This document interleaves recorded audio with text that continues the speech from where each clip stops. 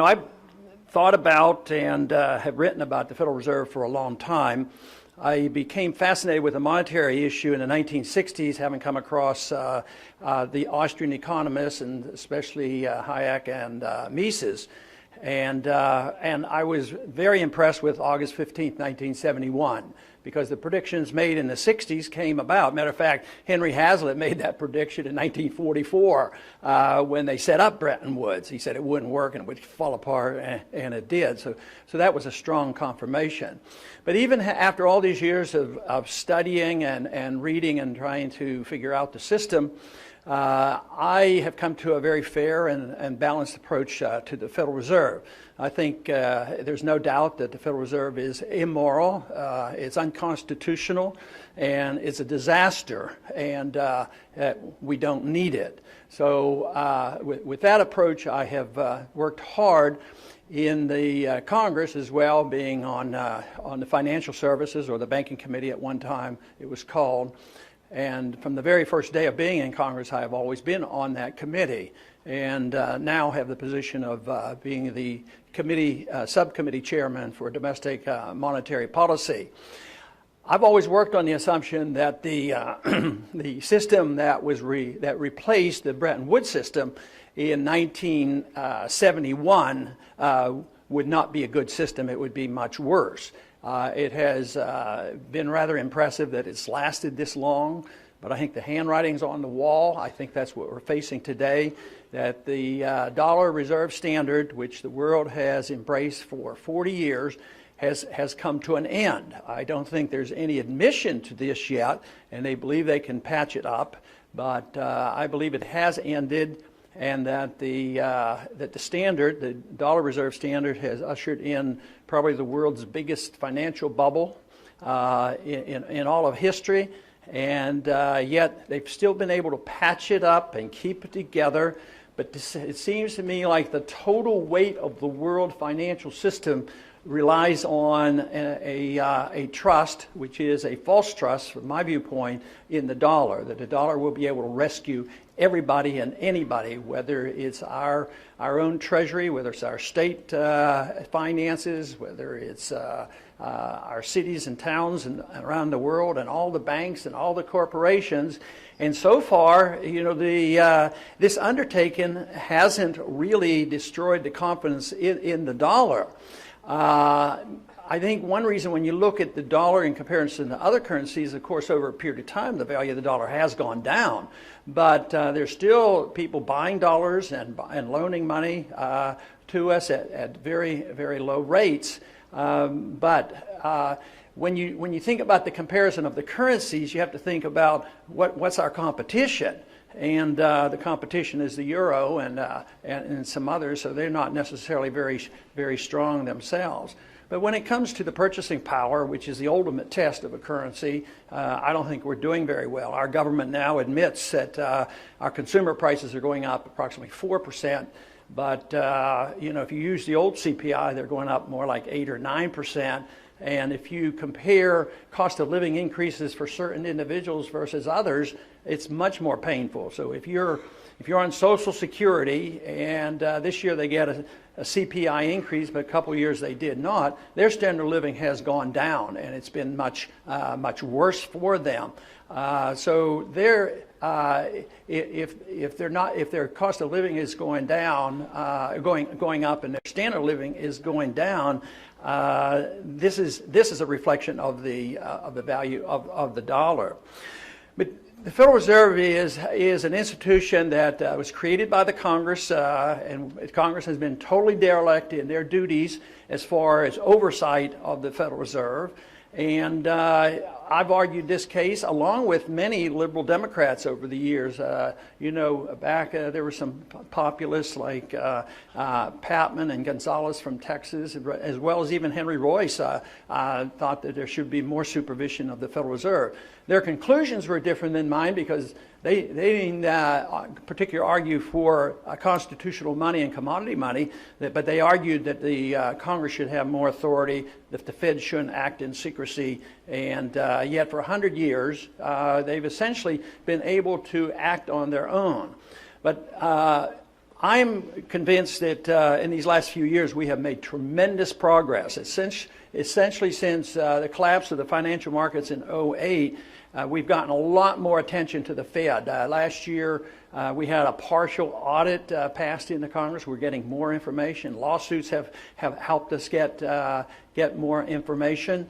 And this to me is very beneficial. The audit bill was supported approximately a third of the Democrats, and every single Republican signed on to the audit bill. So there's a little bit of effort. But on the Hill, I would say that there's not a whole lot of enthusiasm for what I've been talking about, and there's a lot of political grandstanding, and you get some benefits. But where I get more enthusiastic is what's happening in the country, the attention of the people, and especially the young people I talk to on the college campuses. They think this is a big issue, and they relate it to too much spending. So I find this very encouraging. As a matter of fact, the first time I came across the enthusiasm on a college campus was in '07. I was speaking at the University of Michigan's on the college campus there, right after we had a debate in Michigan on financial affairs in last go-around. And it was there that some of the young students started shouting out, "End the Fed, end the Fed." They pulled out Federal Reserve notes and started burning Federal Reserve notes. I said, the revolution is arriving. There's something very interesting going on. And we literally can get thousands of people out. The other day we had 3,000 people out on a college campus, and they know and understand and care about the Federal Reserve System. And I think that's what has to happen, and then there will be eventually changes in Congress. But the reason I believe that there's just tremendous resistance of the special interests is I call the Federal Reserve a facilitator. It really facilitates big government. It facilitates the desires of politicians. And there is a gentleman's agreement between the two parties. Since the two parties, there's not much difference. Their rhetoric is different, and sometimes one will emphasize overseas military spending. The other one wants to emphasize endless entitlement. So they more or less have been very complementary, and they go along with it. And deficits don't matter. We have too many conservatives over the years that claim they were fiscal conservatives, but then they'd also say, well, deficits really don't matter. All we have to do is tinker with the tax code. It'll generate more revenues, and it'll solve all our problems. But deficits do matter, and they're mattering a whole lot right now because this whole idea of central banking has been the instigator, has facilitated the spending, and has papered over the debt. And this illusion and trust in paper and our dollar, it has been a great temporary benefit to us, but on long term it's very, very detrimental. Because the biggest thing that I think we face in the world today financially is this huge debt that the world is suffering from. And I believe debt is the big problem. And it's not a lack of revenues from the government. So if we ever got serious about this, we have to cut spending. And that's where the resistance is. I don't think there's any serious talk on the Hill. I don't think a super committee is anywhere close. I don't think any of the alternatives over there are anywhere thinking about the seriousness of this, because they talk about cutting $1 trillion. Yeah, over 10 years. The only thing that counts is next year, the next year's budget. What are you going to do? So I have a modest suggestion. And my position is that if we were serious about this and we were concerned and thought we had to do something about it, the Congress should cut $1 trillion in the first year. I think that would be a pretty good starter. And get back to living within our means. But we also have to address the subject of the inflation. Today, the big talk about on the campaign trail and around the country and on the Hill is the unemployment problem. People want jobs, and they say 9% unemployment, 9% unemployment. And the people in the country feel a lot worse than 9% unemployment. That's serious. But once again, they fudge the figures.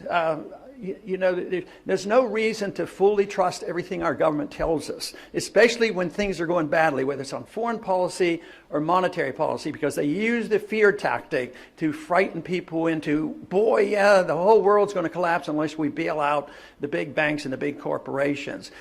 Yes, if we don't invade Iraq, there's going to be a Holocaust and they're going to attack us and drop bombs on us. And that is endless, the endless fear-mongering to scare the people in the Congress into spending money. Now, if you didn't have a Federal Reserve, it would come to a halt. It wouldn't happen. If you weren't able to monetize debt, you weren't always to have this backstop in saying, well, if you haven't taxed enough and you can't borrow anymore, what would happen if you couldn't monetize debt? Interest rates would go up. And the Congress would say, hey, we have to watch it. We're taking too much out of the economy. So this has been such a grand deception. And in the short run, we tend to do better, especially as a reserve currency. We've been able to buy goods from overseas dirt cheap and have policies, whether they're trade policies, regulatory policies, and tax policies. We can chase all our productive businesses overseas. So we end up with an economy that isn't producing. We end up with a nation deeply in debt, and there's no willingness to admit the truth and decide to change things, and Congress is not in any position really to rein in the Fed. Now, some people claim, well, we need to change the mandate of the Fed. Well, since I don't like the Fed, I'm not interested in worrying about what the mandate should be because they're not going to do it anyway. I mean, their mandate is that they're supposed to have full employment. They're failing there. They're supposed to have stable prices. They're failing there. So why do we have any trust whatsoever in what they do? And besides, deep down in their hearts, their goal is to accomplish liquidation of debt because the debt is too big. They know that. We know that. But they don't want to default and just not be able to pay the interest rates. They're not going to do that. Governments of our size and with debt of this size, the default always comes. The market is demanding a default. The market wants deflation. The market insists on that. Politicians and the Federal Reserve say, no, we have to inflate. But they do recognize that you have to liquidate the debt and, of course, the malinvestment as well. But their goal is to liquidate debt with inflation. And that's not too hard to understand, that if they can get a 50% inflation rate in a year or two, that takes our $15 trillion debt and cuts it in half. And that is their goal. And they're pretty upfront about this. Paul Krugman happens to be have views quite different than mine. On occasion now, will mention my name in his articles, but he says Ron Paul has it absolutely wrong. He worries about inflating the money supply, increasing the money supply as being inflationary. He says that can't happen. Not in a weak economy, not when you're in recession. It won't cause prices to go up. Well, it seems to me like he doesn't remember much of history, even our own history, of the 1970s. They came up and the Keynesians were dumbfounded. They say, what's going on here? This is not supposed to happen. Oh, I guess we'll call this stagflation. Well, how about inflationary depressions? That's happened quite a few times. And why he would think that it's totally immune here, I'm not quite sure. But Bernanke, though, has given us an indication of his explanation of why we have the problem. So this is the reason we shouldn't worry too much, because I'm very pleased that he has to hold press conferences. That means he's on the defensive right now, and I'm very pleased with that. But on the last one, when they were pressing him a little bit about why aren't you having more success, in his explanation, he's been unlucky. So it's boiled down to being whether you're lucky or not. Well, I don't think it's bad luck. I think it's bad policy. I think he's dealing with a system that is not viable. All it is, it's a deception. It's sort of like a drug. You get some benefits and you keep using it. Run up debt, run up inflation, monetize the debt, make a bigger bubble. But just like a drug addiction, the drug addict feels better when he keeps getting drug. An alcoholic feels better. But if you don't do something about it, you kill the patient. And right now, the patient is very, very big, and that's the worldwide economy. This is a big issue, and yet I think they're totally in denial. They're not willing to admit the truth, and they think that they can doctor this up and manipulate it and work on it. So what should we do about all this? Well, my big picture of what we should do is bigger than just the Federal Reserve. Is that we as a people ought to ask the question, what should the role of government be?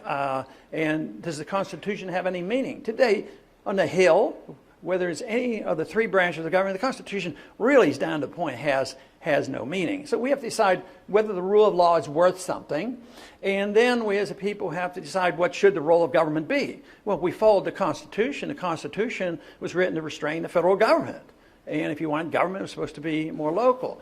But there were some mandates in the Constitution. Article 1, Section 8 tells us what the government is supposed to be able to do, and certainly we should have a strong national defense. But it also said something very strong about the monetary issue. Only gold and silver could be legal tender. That's never been repealed. There's no authority for a central bank. So just following the Constitution would get us back, in a much better position. But the purpose of government for me is the protection of liberty. And I see the Federal Reserve as the facilitator in the undermining of that liberty and the enhancement of big government. But the longer the bubble lasts, I think the worse the suffering will be.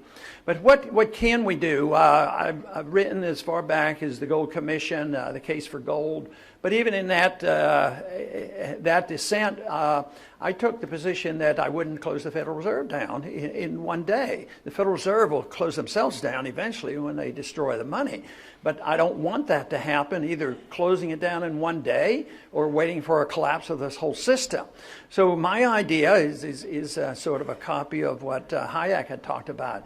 Why don't we denationalize money, legalize competition, allow free markets to work, allow free market bankings to work? Maybe we could hold the feet to the fire of the bankers to not commit fraud and counterfeiting. Today, fraud and counterfeiting is accepted. We allow our government to do this, and the Congress does nothing. So I think we should legalize competition in currencies, which means that first we recognize the Constitution, we repeal the legal tender laws, but I don't think you can tax money in order to have a competing currency.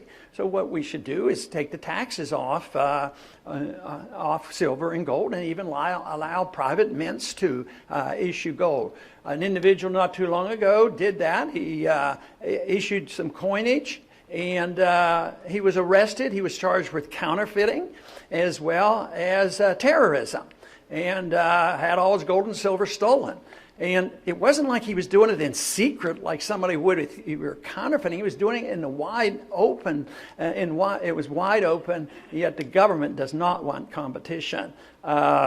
This is to me the most important step that we could make. I have a bill in 1098 which actually legalizes competition, and we would have to address the subject of fractional reserve banking. I think the fractional reserve banking and the pyramiding of debt is atrocious on what we put up with, and there is a disagreement in libertarian circles exactly what you do with fractional reserve banking in a free market. Anywhere from what Rothbard had said to others who would say, let the market decide as long as it's up front and you're not lying to people and you don't commit fraud. And but that is a small argument compared to whether or not we should have competition in currencies and allow something else to circulate. Currencies circulate all the time around the world. It wouldn't be a big problem.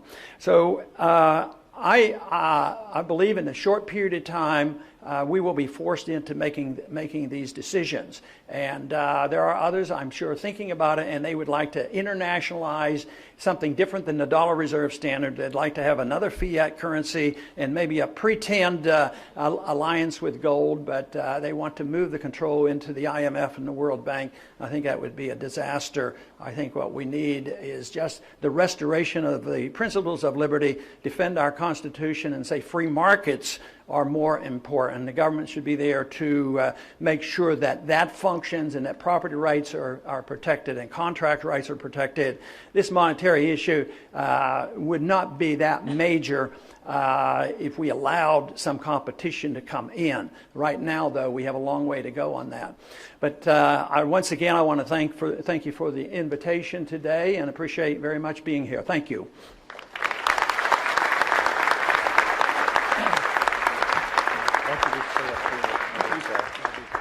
I'm gonna let Congressman Paul actually handle the questions. That's what the president does during the press conferences. So I think Ron Paul can do that.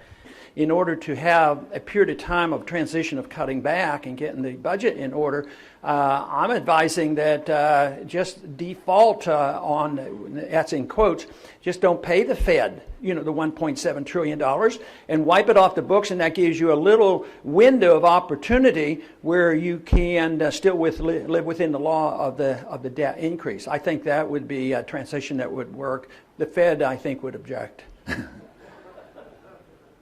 The federal government would have something to say about the standards, that is, that have to deal with the legal tender laws, and they would have to deal with the tax laws. But if you were moving toward free market banking, I would say that the states would deal with that rather than the federal government. I wouldn't have another federal bureaucracy, because the main thing would be to protect against fraud and whether they're lying to their customers or not. Everybody seems to depend, too many business people depend on nationalization of regulation because they think it's more convenient.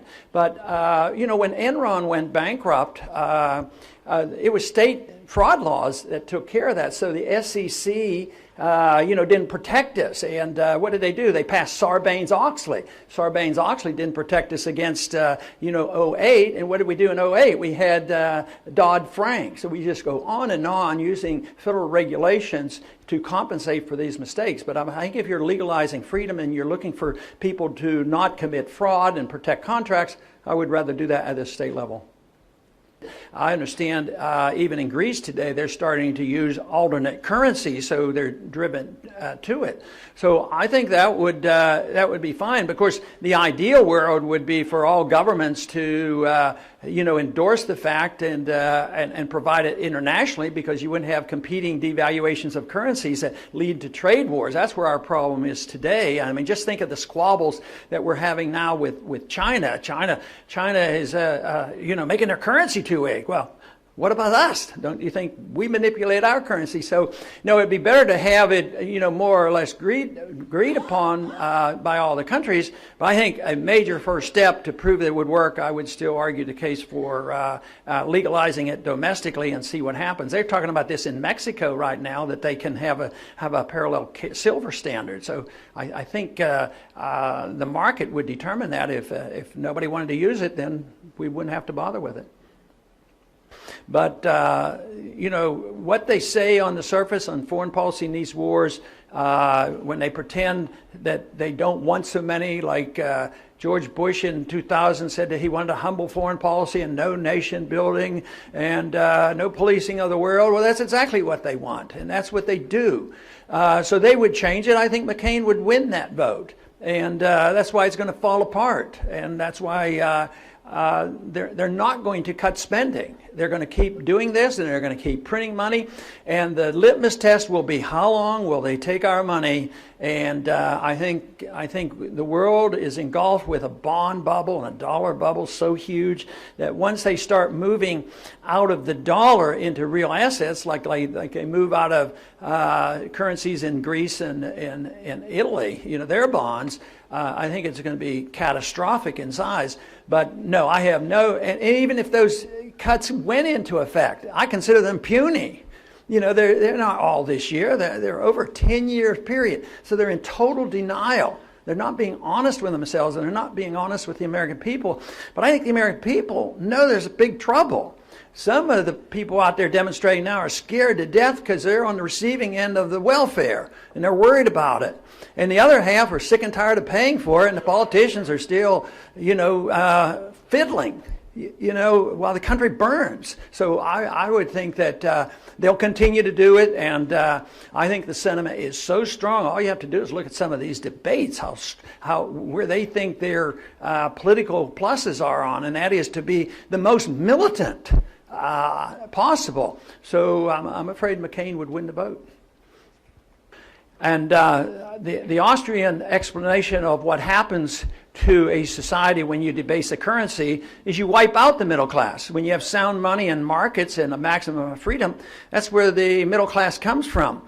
But so the evidence is there that it's a lot further along than anybody wants to admit, because the middle class is getting wiped out.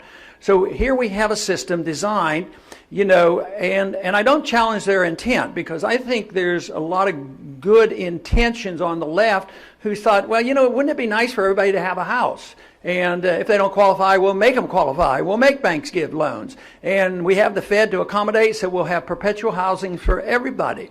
So they do that, and then there's a little bit of activity in the mortgage markets and the banks and the credit default swaps, and it sort of gets out of control, and the bankruptcy comes. But then the fear comes about, and well, you know, it'll be terrible. They're all going to fail, and the end of the world will come. So therefore, we have to prevent the depression. So we bail out all the big guys, and what happens? They benefit by it, and they've been benefiting all along. And who got stuck? The middle class. They lost their jobs and they lost their houses. But I think it's characteristic of the destruction of a currency. It's characteristic of who controls things at the Federal Reserve and who controls things, you know, in Congress. It's bailing out the rich. But basically, whether it's quantitative easing or just the creation of credit, the people who get the money first get the best deal. The banks and the big corporations and the military-industrial complex and the politicians. And then as it circulates, what do the people get? They get the higher prices, and that's a tax, and they suffer the most. And people, that part of it is less understood by the people. They know there's something wrong, but it's crucial, because, you know, those who are complaining on Wall Street right now have some justified complaints. You know, why did the big guys get bailed out? Why did they get all these benefits? At the same time, they lump it together and say anybody who's ever been productive and made some money have to be put in the same category. So believe me, if we don't sort that out, this is going to be very, very difficult to resolve. And I think only people that believe in the libertarian approach to government and sound money can sort this out, to try to pin it down and say it's government that's doing it. It's not the marketplace. And I think it's absolutely right. These quantitative easings are helpful to special groups and are very unhelpful, even though on the surface it was designed to help the average person. I do not think it helps at all. They're the ones who suffer. I think either way, the goal is to give us a window of opportunity if we're serious about cutting back, you know, and getting our budget under control, because it's pretty hard to do it in 1 year. And then I wouldn't want to support raising the debt limit. So my goal mainly there was to remove that from the books and remove it from our debt to the Federal Reserve, because it's not a real debt. Like you said, they just create this money out of thin air. And why should we feel this obligation to go through this ritual of taxing the people more money or inflating the money to pay the interest, and then they run their illegal operation in secret, and then they pass a few bucks back to the Treasury? So I think it has to end. But it is a real challenge to the whole system. The Fed would get hysterical if they ever thought we were going to do it. Here we go, right here. One more. On the comparison of the conditions we have today to the 1970s, I think they're 10 times worse today. I think the bubble is bigger, the disruption of the markets is greater, the debt is so much greater. We're in worse shape because we're less productive, and we have this foreign indebtedness, and the current account deficit is continual. We're indebted to a country of China. We'd like to blame China for all our faults. So there's, like I've been saying, there's no chance at the moment for us to get our house in order and cut back spending. So we're moving rapidly toward the total rejection of the dollar reserve standard. And in a way, that's what's been going on, but the end stages will be very, very rapid. So I consider conditions a lot worse like you said, wages were keeping up a little bit better. Wages aren't keeping up because jobs aren't keeping up. Revenues keep going down, which wouldn't be so bad if they were going down for other reasons. But it's a reflection of such a weak economy. So, yeah, I think we're at the precipice and that we're going to be pushed over unless we do something. And of course, I'm convinced that any reform that ignores monetary policy is not a reform. If you're worried just about big government and cutting back, you cannot deal with that without dealing with monetary policy. If you're concerned about taxes and think that you can just limit taxation, inflation is a tax, the whole mess is there. But for me, if you want peace and prosperity and limited government and work for our personal liberty, you have to deal with the Federal Reserve. Thank you very much.